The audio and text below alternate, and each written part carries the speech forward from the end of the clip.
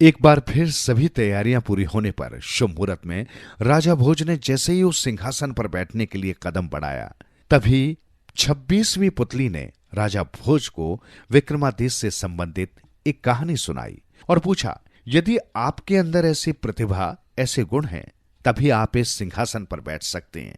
और कहानी कुछ इस प्रकार है। एक बार राजा अपनी प्रजा का हाल जानने के लिए वेश बदलकर घूम रहे थे कि तभी एक मकान के अंदर से आवाजें सुनाई दी, जिनमें छोटी रानी के कुकर्मों का बखान हो रहा था। राजा महल में लौटे। उन्होंने चुपचाप छोटी रानी पर नजर रखनी शुरू की।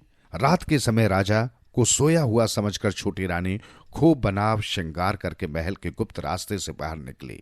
राजा ने चुपचाप उसका पीछा किया। वो जंगल में पहुंचकर योगी की कुटिया में प्रविष्ट हो गई। राजा ने चुपचाप उस कुटिया में झांका तो वहां योगी उपस्थित था। वहां के आपत्तिजनक दृश्य देखकर राजा दंग रह गया। वो तुरंत भीतर गया और तलवार से उन दोनों के सिर धड़ से अलग कर दिए। फिर वो महल में लौट आया। इस घटना से राजा का हृदय विदीर्ण हो उठा। राजकाज मंत्रियों को सौंपकर वो समुद्र तट पर पहुंचा। वहां स्तुति कर उन्होंने समुद्र देव को प्रसन्न किया। समुद्र देव ने उन्हें एक शंख भेंट किया, जिसकी ध्वनि से दैवीय विपत्ति दूर हो जाती थी। समुद्र तट पर एक छोटी सी कुटिया बनाकर राजा विक्रमादित्य अखंड साधना में लीन हो गए।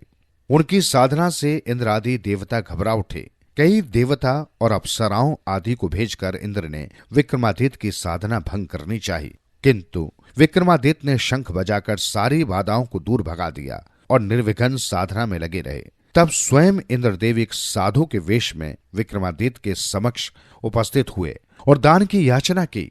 विक्रमादित्य ने जब उनकी मांग पूछी तो उन्होंने दान में उनके तप का सारा फल मांग लिया। विक्रमादित्य ने साधना का सारा फल सहर्ष साधु को दे दिया। अगले ही पल साक्षात देवराज इंद्र वहां उपस्थित हुए।